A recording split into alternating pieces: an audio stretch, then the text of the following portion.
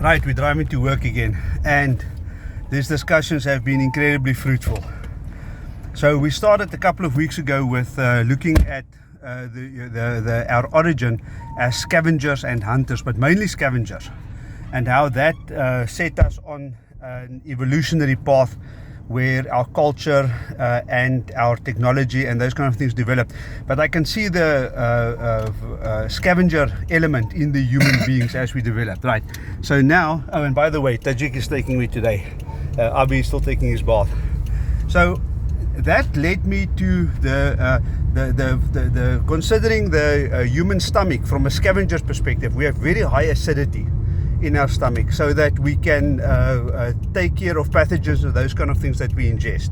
Okay, that led me to the discussion of nitrosamines, because nitrosamines form not primarily from nitric oxide. What am I saying? Nitric oxide can from nitric oxide if we change into nitrites. It's of course one of the reactive nitrogen species, but it forms from nitrites in the stomach with combined with secondary amines. Right. So that thought came to me or the realization, the inspiration, the fact that a high acidity, typical to scavenger stomachs, there's a downside to that, and that is the formation of nitrosamines.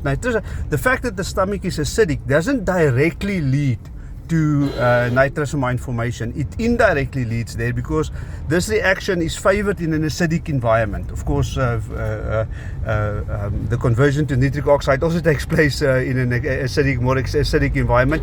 But the point is, it's reactive nitrogen species. It's like the Father, Son, and the Holy Spirit. If you already have the one, you have the other ones. Nitric oxide, nitrates, NO2, NO3, NO. Where you find the one, you're likely to find the other one. Okay, right. So that then led to me thinking about nitrosamines and bacon, and whether it's safe and all those kind of things. And absolutely, unequivocally, bacon is safe. It's a superfood, right? We add antioxidants in the form of vitamin C, and that almost makes it similar to the benefit of ingesting nitrates or nitrates. We change into nitrates in our mouth by oral bacteria. In the presence of vitamin C, right, which is in the plant. So we put in our formulation packs also vitamin C in as antioxidants to reduce or to eliminate the formation of nitrosamines. We spoke about processing conditions, cooking time, and all those kind of things, right? All of this then made me wonder, and it inspired me to think about it from a perspective of what can we do differently from a formulation perspective. And so here's the thing now. Yesterday I was thinking about this, and the idea of a formulation law came into my mind. Formulation law, right? What is it? Is there some kind of philosophy of formulations? It's not a law like gravity, which we discovered that exists in the universe. But it's a very good idea. It's something to guide my thinking as I think about formulations, meat formulations, both here in Nigeria, South Africa, New Zealand, England, all over the world where I do my work. Right? So, what is this law? I wrote an article about it. I will again post links to that article in this YouTube clip, and I will post this YouTube clip in that article as well. And the point is this: the first thing that I said is okay. Hang on. Let me back up. I thought about these mega studies that the Europeans are doing.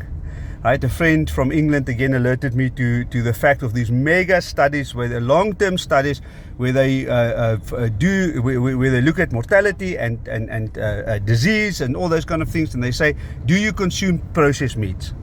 And there is definitely from these studies some kind of a link with processed food. Right, but this is nothing new, because processing food changed the inherent nature of the food. Right, and so. I thought of it and said we have to responsibly deal with these objections. We can't say to the consumers just we're going to ignore it. We have all these mega studies coming out, and it shows that there's some kind of a link with between disease and consuming of processed foods. We must deal with this in some form or the other. We have to make sense of this. We can't just ignore it. In fact, we must very seriously deal with it. Okay, so here's my dealing with it, is the formulation law. It's a guide to myself to say, Evan, I nail my colors to the mast, so to speak. I say, this is how I want to do my work. in meat formulations, right? And this is it. Firstly, use as little ingredients as possible. Secondly, use as unprocessed ingredients as possible, right? And the thing came in.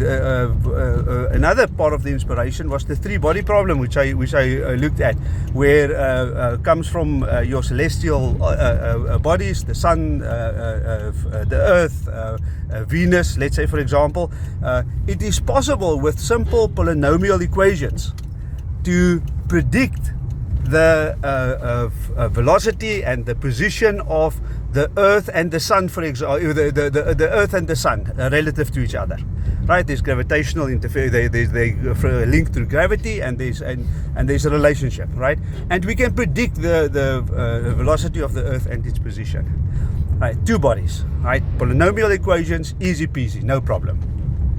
But the moment when you introduce a third body, now everything spins out of control. It becomes so complex that science cannot work out how to predict it if there's a third body, right?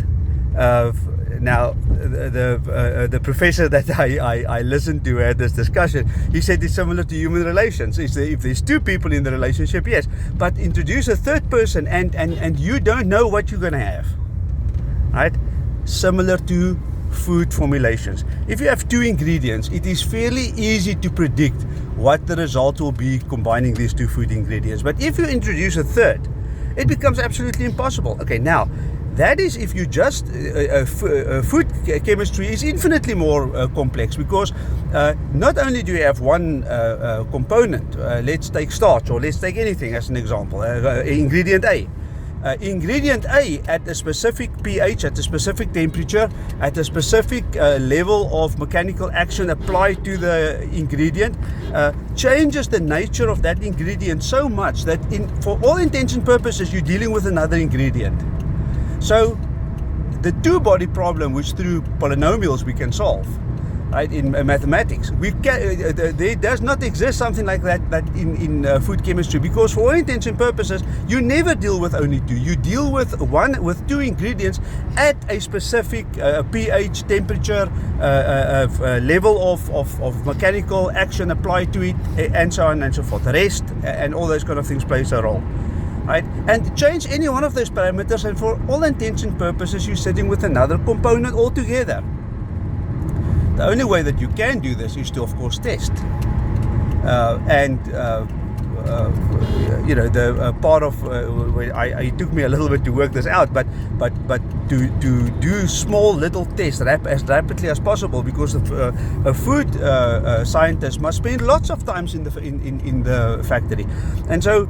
Looking at the formulation law that I formulated for myself, I want to use as unprocessed products as possible. We know there's a problem with highly processed foods.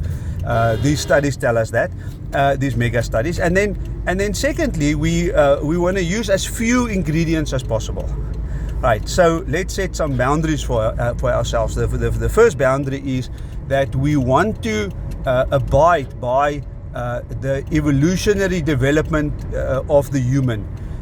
In other words, we don't want to reinvent or introduce things into the human system that is completely foreign to us.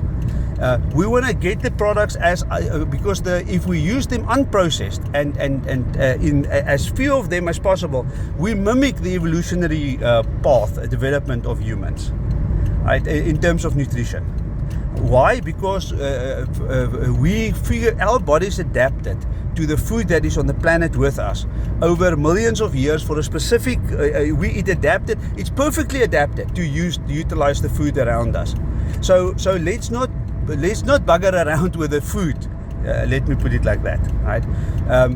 Then if we look at the other thing that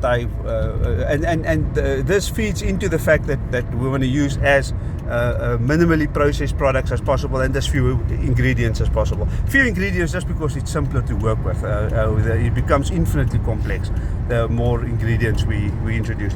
And then the other limit that I've placed for myself within this law of the formulation law is that I cannot account for bad lifestyle choices.